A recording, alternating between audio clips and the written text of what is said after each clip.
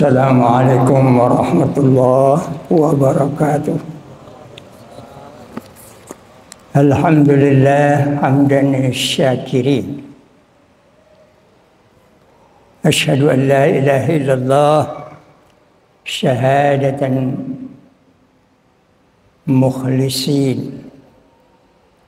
Wa asyhadu anna Muhammadan abduhu wa rasuluh qudwatun lil muttaqin. Allahumma salli wa sallim wa barik ala sayyidil mursalin wa ala alihi wa ashabihi ajma'in. Amma ba'd. Kita bersyukur kepada Allah Subhanahu wa taala. Hari ini kita dipertemukan oleh Allah di tempat yang mulia. Masjid ini tempat yang mulia. Allah menyatakan itu dalam Al-Quran. Inna awwala bait wudi'a linnas lalladzi bi Bakkah. Bahwa bangunan pertama yang dibuat untuk manusia beribadah ialah masjid yang ada di Makkah Al-Mukarramah. Oleh karena itu kita bersyukur kepada Allah bahwa masjid ini adalah tempat yang mulia. Dan kita pun dipertemukan oleh Allah dengan orang-orang yang mulia, insyaallah. Orang-orang yang mulia itu menurut Allah Subhanahu wa taala adalah orang yang beriman dan utul ilma darajat. Ini ketentuan Allah dalam Al-Quran, bahwa orang-orang yang mulia itu ialah orang yang beriman dan orang yang senantiasa utul ilma, tidak hanya memiliki, tapi senantiasa menambah ilmunya. Dan Allah angkat mereka beberapa derajat. Oleh karena itu, kita bersama insyaallah di masjid yang mulia adalah juga menjadi orang-orang yang mulia. Dan kemuliaan itu kita rasakan pada saat sekarang ini. Salawat dan salam bagi Nabi kita Muhammad sallallahu alaihi wasallam dan kepada keluarga beliau, sahabat beliau, wattabi'in dan orang-orang yang mengikut beliau ila yaumiddin, nanti sampai kepada datangnya hari berbangkit. Saudara-saudaraku kaum muslimin, masjid diberi nama dengan nama yang baik. Tidak ada nama masjid yang buruk. Kadangkala nama masjid itu dipakai nama Allah Subhanahu wa taala.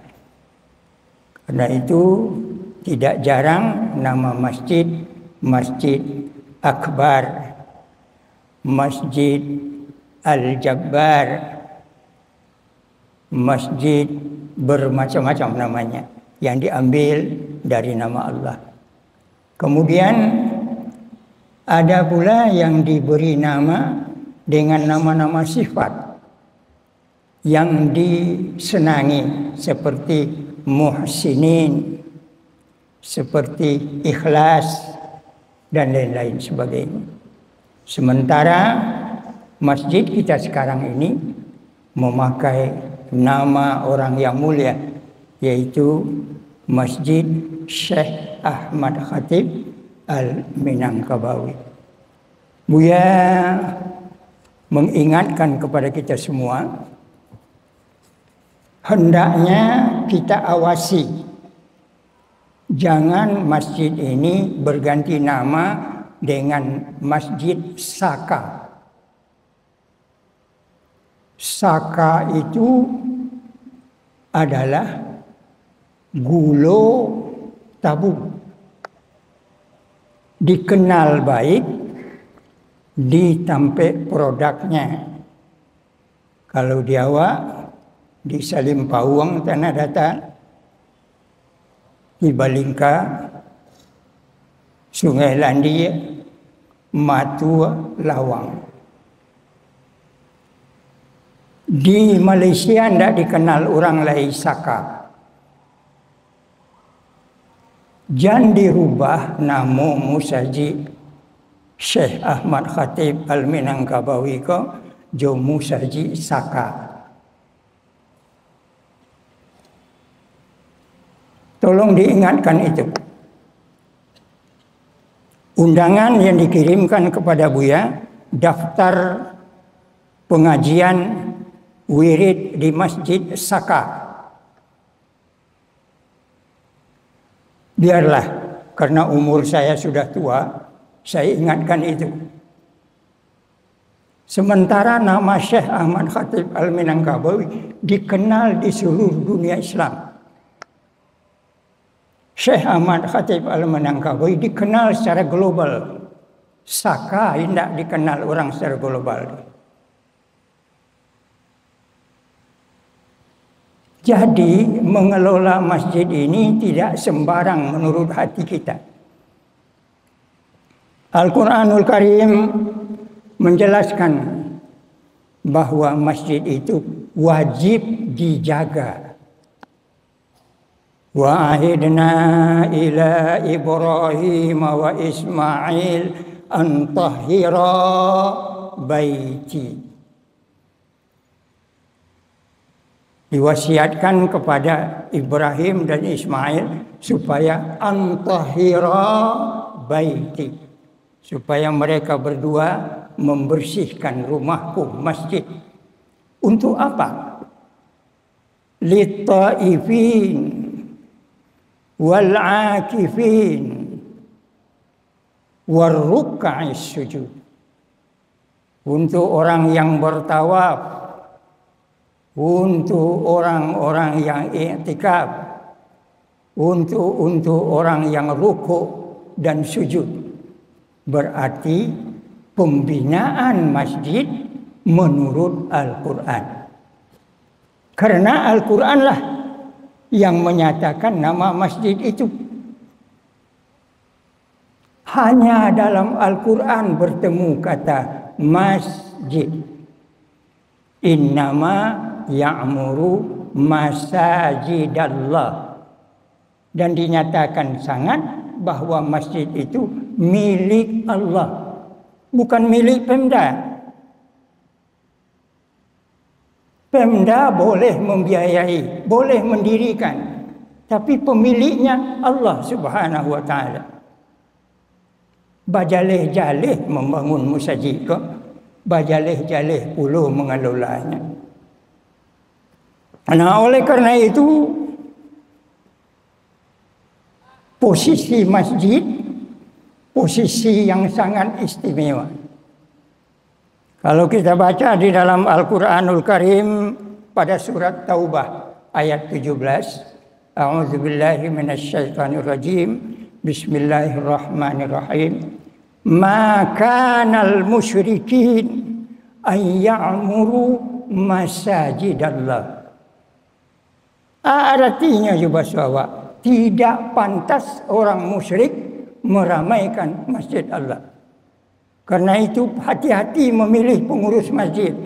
Walaupun berpitih, berlimbak banyak, tapi musyrik tidak boleh jadi pengurus masjid. Kalau mau berpedoman kepada Al-Quran. Jelas. Tidak aturan-aturan yang lain. Baca itu. Oleh karena itu, mengelola masjid tetap berdasarkan firman Allah Subhanahu wa ta'ala. Kemudian dinyatakan bahwa masjid ini adalah pusat peradaban. Dari sini diajarkan akhlakul karimah. Dari sini diajarkan adab. Dari masjid diajarkan aturan. Aturan yang pertama yang diajarkan di masjid, patuh. Bagaimana patuhnya? Kalau salat berjamaah, luruskan saf. Patuh. Apakah dia pejabat, rakyat biasa, tetap harus mengikut luruskan saf. Saya pejabat kamu ko seketek, tidak bisa. Luruskan saf. Sufuf aku. Ini aturan. Dan kepatuhan peradaban adalah tidak boleh bergerak sebelum imam bergerak. Bahwa Allahu ala ruku' kita.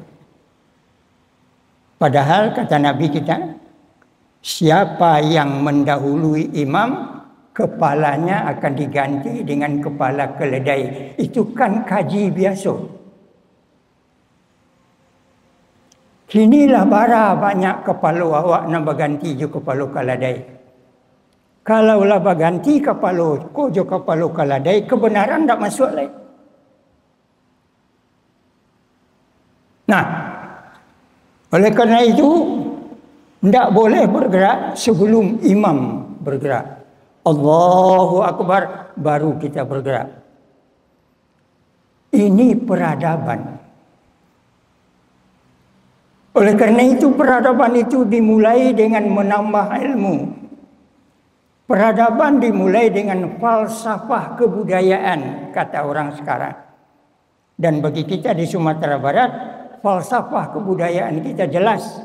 Adatnya bersendi syarak, syaraknya bersendi kitabullah.